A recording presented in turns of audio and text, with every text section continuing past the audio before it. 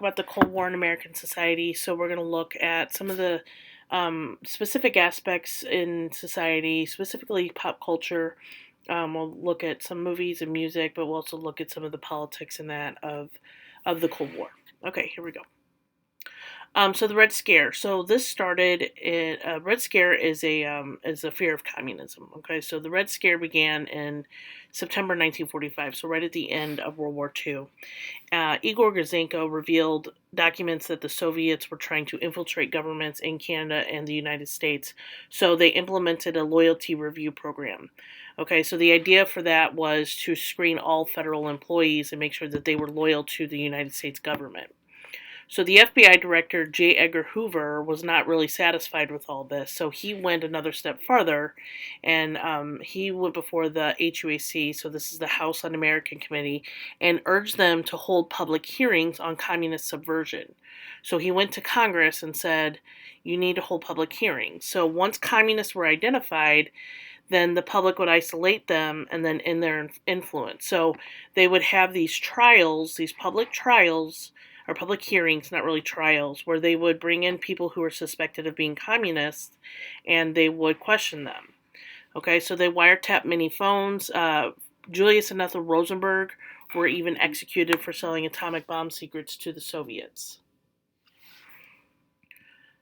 So Senator Joseph McCarthy believed that communists were a danger to the United States, and he became the chairman of the Senate subcommittee that was in charge of these investigations. And really, once he became in charge, this whole thing turned into a big witch hunt. So he searched for disloyalty on very flimsy evidence. He was in the media a lot, so he was on the news a lot. So the public knew about him. They knew of his tactics. He was really like over the top. He would badger witnesses and refuse to accept their answers. So this left a cloud of suspicion, which he eventually took as guilt. Okay, and so he was like way over the top, accusing people who of being communists who weren't necessarily communists. So his downfall began when he investigated the army. So they had actually had their own investigation and found nothing. But what he ended up doing is he decided to go after them, and he bullied the officers as millions of TV viewers watched. And so the army lawyer told him off, calling him indecent. And basically after this, he lost his power. Okay, he didn't get reelected. He lost his power. So life in the Cold War. So the first Soviet test of an atomic bomb was in 1949. So we started to get really nervous about the Soviets attacking us with their atomic weapons. So a lot of people started to make bomb shelters and conducted drills. And one of the things they learned how to do is to duck and cover. So right here on this next slide, I'm going to show you a video. And this was played for school children. Okay, it's called Duck and Cover. This is something, like I said, this is played for school children.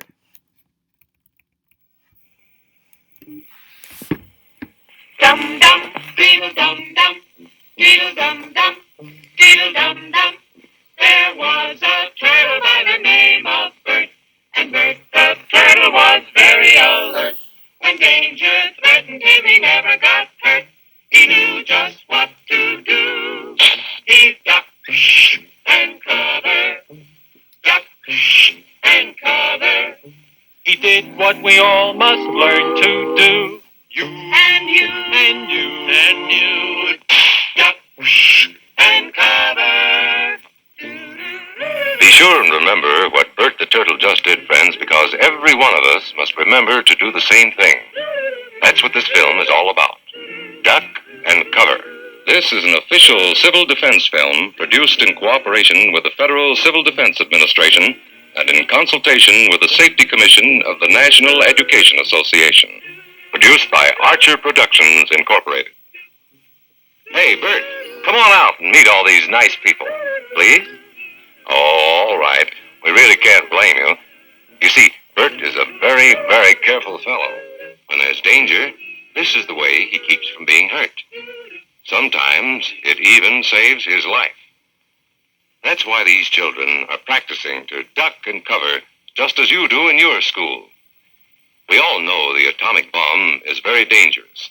Since it may be used against us, we must get ready for it, just as we are ready for many other dangers that are around us all the time. Fire is a danger. It can burn whole buildings if someone is careless. But we are ready for fires. We have a fine fire department to put out the fire, and you have fire drills in your school so you know what to do. Automobiles can be dangerous too. They sometimes cause bad accidents, but we are ready. We have safety rules that car drivers and people who are walking must obey. Now, we must be ready for a new danger, the atomic bomb. First, you have to know what happens when an atomic bomb explodes. You will know when it comes. We hope it never comes, but we must get ready. It looks something like this. There is a bright flash, brighter than the sun, brighter than anything you've ever seen. If you are not ready and did not know what to do, it could hurt you in different ways. It could knock you down hard or throw you against a tree or a wall. It is such a big explosion, it can smash in buildings and knock signboards over and break windows all over town. But if you duck and cover like Bert, you will be much safer. You know how bad sunburn can feel. The atomic bomb flash could burn you worse than a terrible sunburn, especially where you're not covered. Now, you and I don't have shells to crawl into like Bert the Turtle, so we have to cover up in our own way. First, you duck, and then you cover. And very tightly, you cover the back of your neck and your face. Duck and cover underneath a table or desk or anything else close by.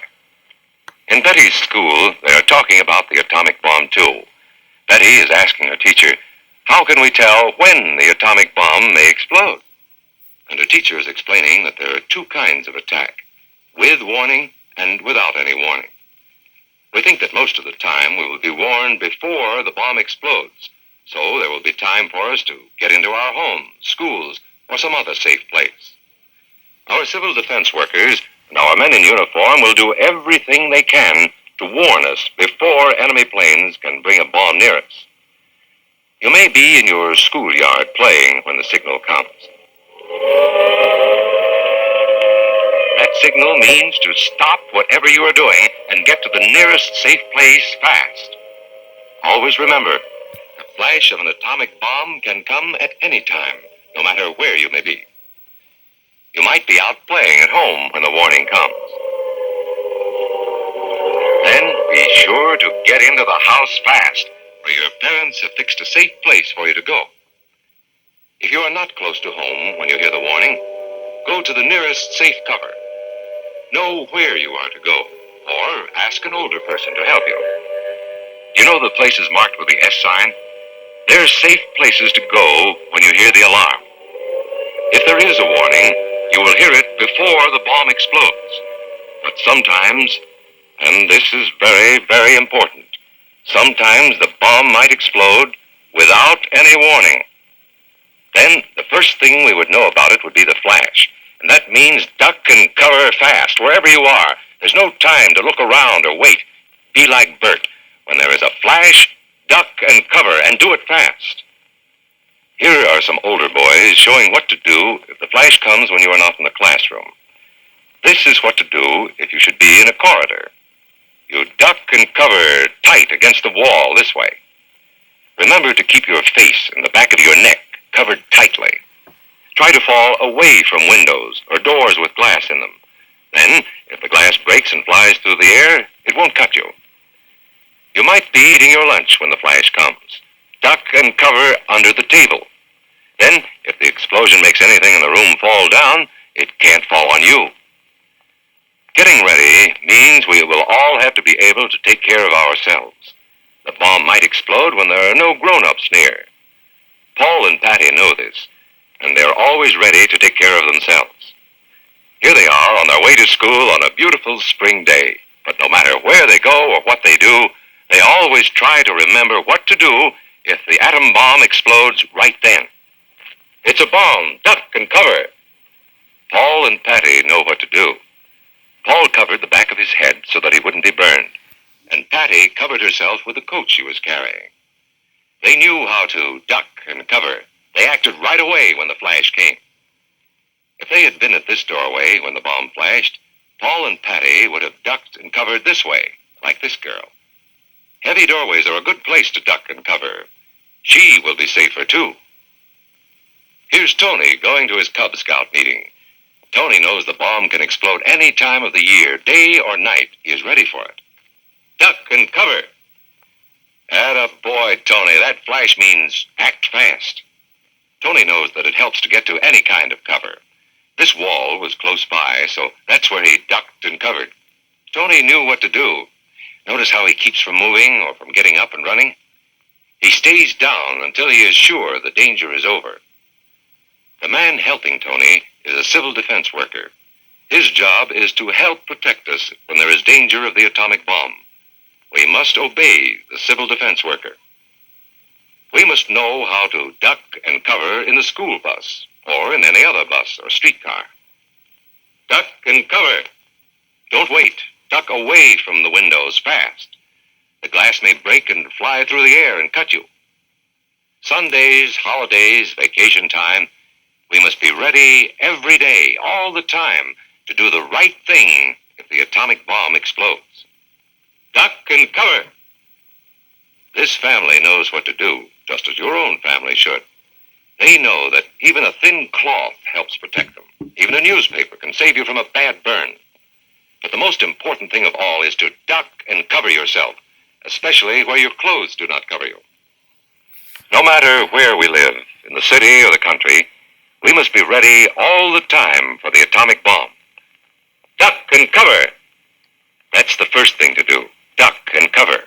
The next important thing to do after that is to stay covered until the danger is over. Yes, we must all get ready now, so we know how to save ourselves if the atomic bomb ever explodes near us. If you do not know just what to do, ask your teacher when this film is over. Discuss what you could do in different places if a bomb explodes. Older people will help us as they always do, but there might not be any grown-ups around when the bomb explodes. Then, you're on your own. Remember what to do, friends. Now tell me right out loud. What are you supposed to do when you see the flash? Duck and cover. Duck and cover. Duck and cover. Okay, so that is obviously a video that was shared with children. And obviously, I don't like my odds with a newspaper against a nuclear bomb, but I think it kind of gave some people a little bit more of a sense of security, like there was something they could do. So it helped. I guess it helped more the psyche than anything. So, okay, moving on. So American abundance. So after World War II, the American economy was booming. So a lot of people found themselves with a standard of living that they never thought possible. So the standard of living went way up after World War II. There was a rise in home ownership. So there were fewer laborers that were needed. So more people began working more white-collar jobs. So they started making a little more money. And so the middle class really grew during this time period. And as it grew, so did corporate expansion. So business owners even began having franchises, which was not something, there was a lot more small businesses in the 50s than we see today. But as a result of all this, there's more disposable income. So this disposable income is income that you have that you could just spend on anything you want to do. Okay, so Americans bought more luxury items like refrigerators, for example, washing machines, vacuum cleaners, air conditioners. All those were considered luxury items in the 50s. Today, we take them for granted because they're just everywhere. And so those industries really, really boosted as a result. And then many Americans lived in suburbia, which Collinsville obviously is a suburb of St. Louis, and then they would take the train into cities to work, especially like New York. People would live in like Connecticut and then take the train into New York City in order to work. From 1945 to 1961, there was a huge baby boom. So more than 65 million children were born. And today we would call them boomers. But women became more focused on traditional roles because a lot of them were new mothers.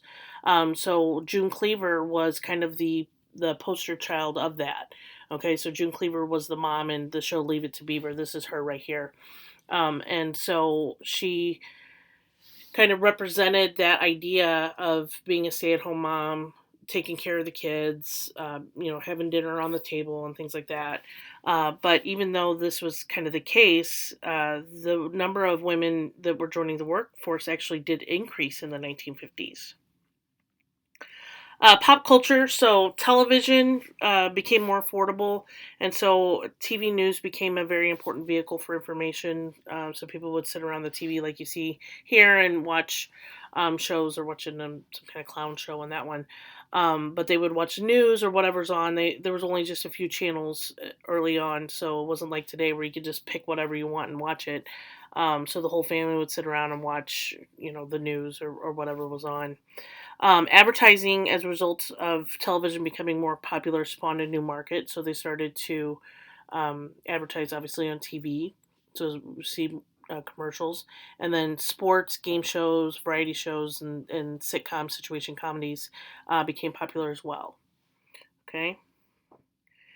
Rock and roll. So Alan Freed was a radio DJ. He began playing R&B, and so the youth really liked it. So this eventually is going to lead to the popularity of rock and roll. So some of the important, the early on figures in music in rock and roll is Buddy Holly. This is Buddy Holly here. Chuck Berry. He's from St. Louis. Bill Haley, and then Elvis Presley. That's this guy here. He's known as the king of rock and roll. He was definitely the most popular at the time. Now, a lot of parents didn't approve of rock and roll. They thought it was kind of a rebellious thing that the youth liked, and so they didn't really approve of it, but it became obviously very popular, and it continues to be popular to this day. All right, that's all I got for you guys today. Don't forget to complete your processor and enjoy the rest of your day.